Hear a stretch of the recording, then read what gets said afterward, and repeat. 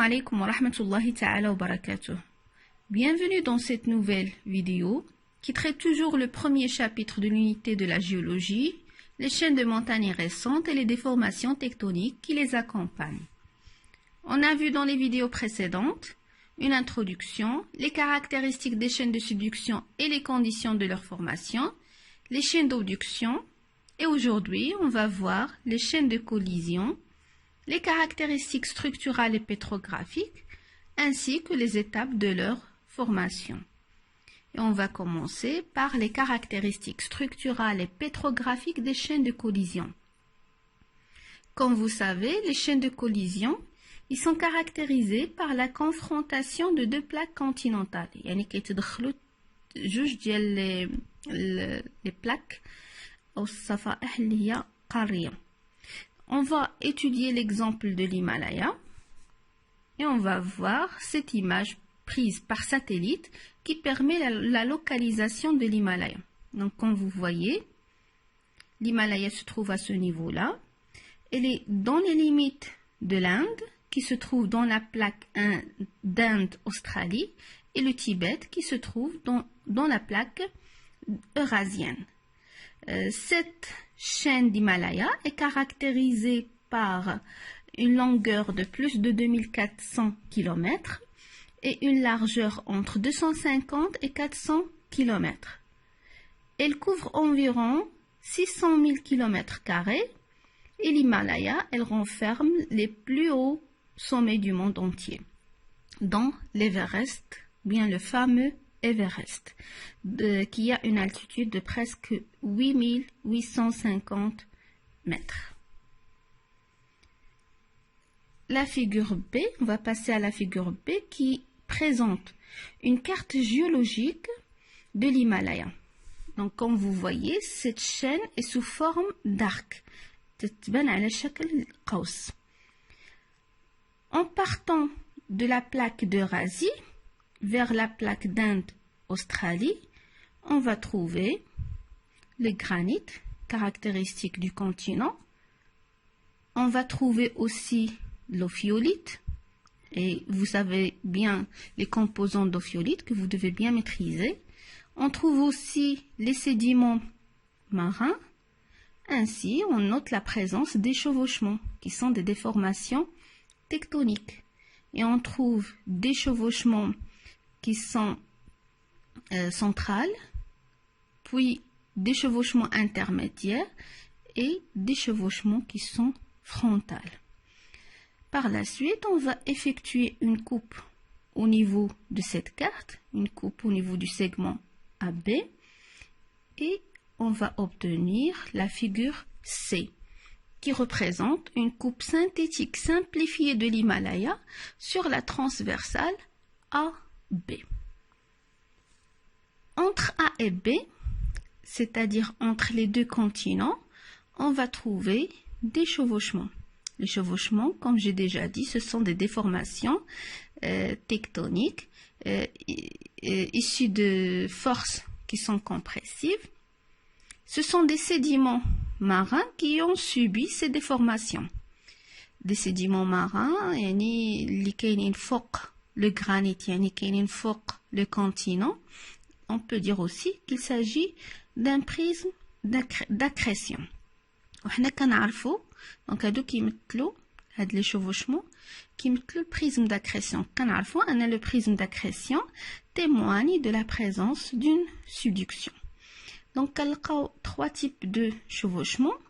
MFT représente un grand chevauchement frontal. MBT un grand chevauchement bordier, يعني intermédiaire, ou MCT représente un grand chevauchement central. Par la suite, on trouve des roches de la croûte continentale déformée et métamorphisée à ce niveau-là. C'est-à-dire on trouve des roches qui sont métamorphiques. Et ces roches, on va les étudier, on va les voir dans le deuxième chapitre, donc plus détaillé. Il y a présence aussi, quand vous voyez, des pelotons de roches de type de granit, c'est-à-dire du granodiorite et de l'andésite. On trouve aussi la suture de Tsangpo. Tsangpo, nisbatan la région, tout simplement, le smiya de la région.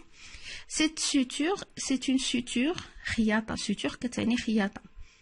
Cette suture, c'est une suture ophiolitique, yani composée d'ophiolite. Ou la présence d'ophiolite, كيف شفنا سابقا, il prouve que أنه كان واحد المحيط في القديم, c'est-à-dire il y a une fermeture d'un ancien océan. L'océan, il a disparu. En plus, la présence de l'ophiolite sur le continent prouve أنه عندنا une obduction. À ce niveau-là, comme vous voyez, la croûte continentale, elle devient plus épaisse. Donc, on parle d'épaississement de la croûte continentale. En plus, comme on voit, la discontinuité de Moho, elle devient plus profonde. Donc, elle dépasse presque les 80 km. Donc, en récapitulation, les caractéristiques des chaînes de collision, on a des caractéristiques structurales et tectoniques, ainsi que des caractéristiques pétrographiques. Pour les caractéristiques structurales et tectoniques, on a confrontation de deux lithosphères continentales, déformations tectoniques, telles que les plis et les failles inverses. Des failles inverses, les forces compressives. Présence des chevauchements et les nappes de charriage. Dima, les chevauchements, ils sont liés par la présence des nappes de charriage aussi. Et épaississement de la croûte continentale. Ziyada la croûte continentale. Augmentation de la profondeur de Moho. Les 80 km. Pour les caractéristiques pétrographiques, on a présence d'ophiolite. L'ophiolite, sa présence au niveau de la plaque du continent prouve qu'il y a une obduction. Présence des sédiments marins. Les sédiments marins, les prismes d'accrétion, des déformations, des chevauchements. Le prisme d'accrétion témoigne qu'il y a une subduction. Présence des pelotons de type granit, des granodiorites ou bien de l'andésite. Présence des roches métamorphisées. Les roches métamorphisées, on va les voir plus loin dans le deuxième chapitre. Donc, on a résumé les caractéristiques des chaînes de collision. En conclusion, on déduit que l'Himalaya est une chaîne de collision précédée d'une subduction et obduction. De plus, on a la collision. Donc, ces trois phénomènes, qui sont la subduction, l'obduction et la collision, doivent être mis en ordre. Pour ceci, on va voir les étapes de formation des chaînes de collision et leur relation avec la tectonique des plaques. On dit aussi la genèse des chaînes de collision, la formation des chaînes de collision.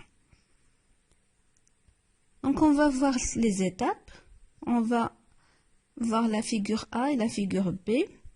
Pour la première étape, avant plus de 50 millions d'années, entre l'Inde qui existe dans la plaque indienne et le Tibet qui existe au niveau de la plaque eurasienne, existait un océan qui est l'océan Indien, ou bien on peut dire l'océan Téthys. Plus précisément, là, l'océan Téthys au niveau de l'obduction. Alors, il y a existence des forces compressives puisqu'on est dans une zone de convergence, il y a un rapprochement des deux plaques continentales, la plaque eurasienne ou la plaque indienne. Ce rapprochement s'effectue par la subduction, par la présence du phénomène de subduction. Donc, comme vous voyez ici, il y a subduction et enfouissement de la croûte océanique sous la plaque continentale du Tibet, là, la plaque eurasienne. Et puisque c'est une subduction, donc on a toutes les caractéristiques de subduction, c'est-à-dire la présence du prisme d'accrétion, la présence du volcanisme andésitique et ainsi de suite. Pour la deuxième étape, on a toujours la poursuite des forces compressives, donc la subduction se poursuit également jusqu'à un niveau où on arrive à la croûte continentale qui ne peut pas s'enfuir. À ce moment-là, on a un blocage ou bien un arrêt de subduction. Arrêt de subduction.